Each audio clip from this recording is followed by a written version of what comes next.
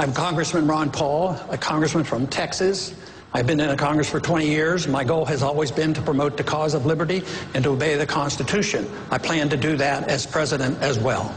And do you agree with Governor Perry that Social Security is a Ponzi scheme? Well, I agree that Social Security is broke, and we spent all the money, and it's on its last legs unless we do something. One bill that I had in Congress that never got passed was to prevent the Congress from spending any of that money on the wars and all the nonsense that we do around the world. Now, the other thing that I would like to see done is a transition. I think it's terrible that the Social Security system is in the problems. It has the problems it has.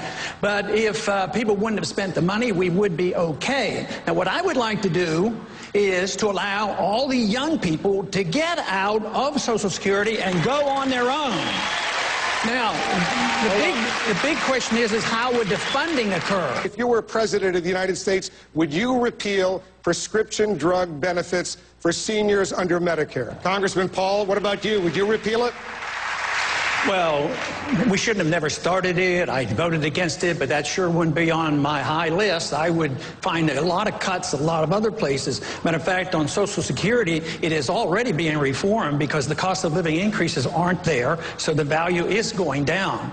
So, no, there's places we should cut, and we spend, and I'm not sure I can get anybody to agree with me on here, on this panel, but we spend $1.5 trillion overseas in wars that we don't need to be in, and we need to cut there, and then put this money back into our economy here.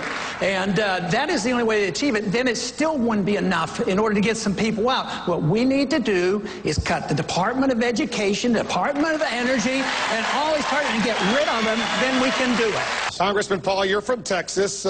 Does your governor deserve all that credit? Not quite. I'm a taxpayer there. My taxes have gone up. Our taxes have doubled since he's been in office. Our spending has gone up double. Our debt has gone up nearly triple.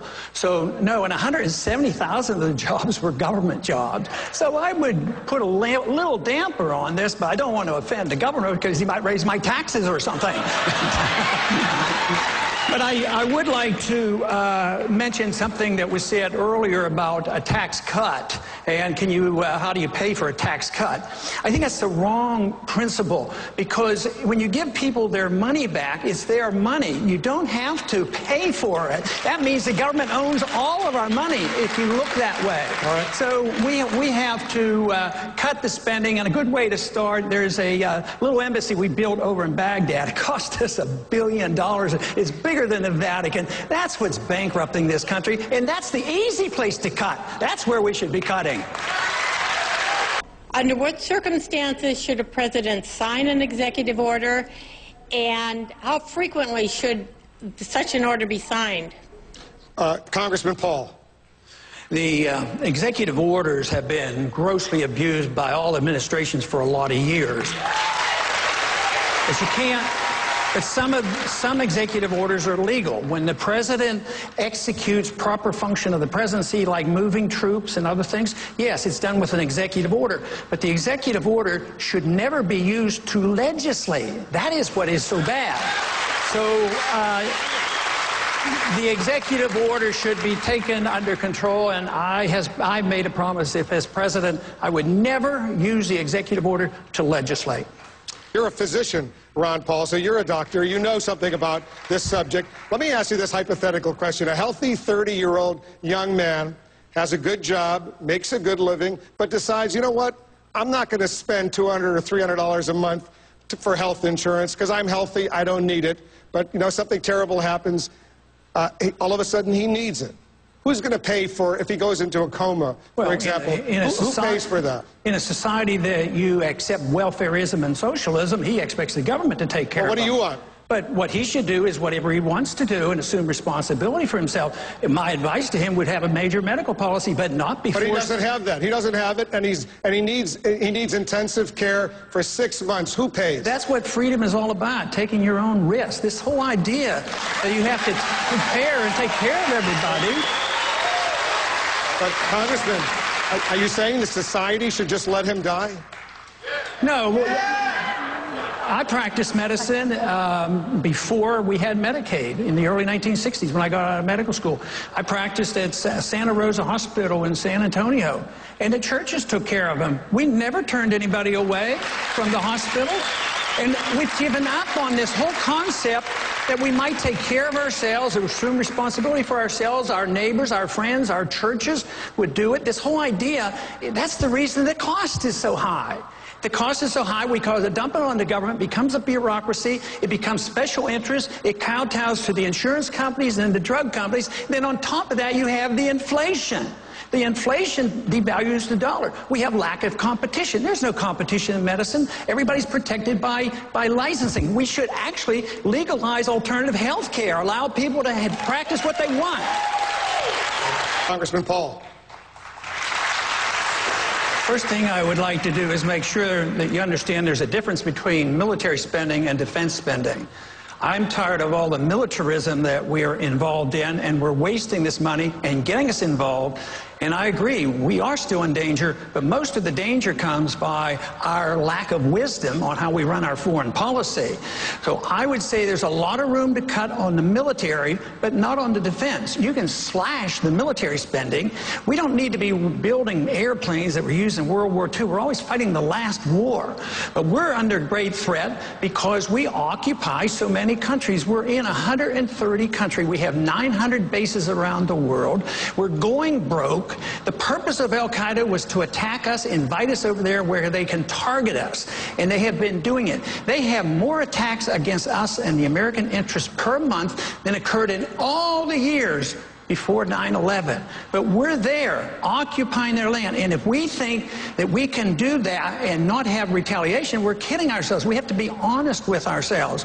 What would we do if another country, say China, did to us what we do to all those countries over there? So I would say a policy, a foreign policy that takes care of our national defense, that we're willing to get along with people and trade with people as the founders advised. There's no authority in the Constitution to be the policeman of the world and no nation building. Just remember, George Bush won the presidency on that platform in the year 2000, and I still think it's a good platform. All right, let me let Senator Santorum respond, because I know you strongly disagree. On your website on 9/11, you had a blog post that basically blamed the United States for 9/11. On your website yesterday, you said that it was our actions that brought about the actions of 9/11. Now, Congressman Paul, that is irresponsible. A president of the United States running for someone who's running for the president of the United States in the Republican Party should not be parroting what Osama bin Laden said on 9/11.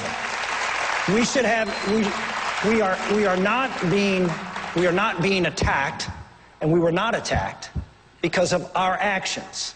We were attacked, as Newt talked about, because we have a civilization that is antithetical to the civilization of the jihadists.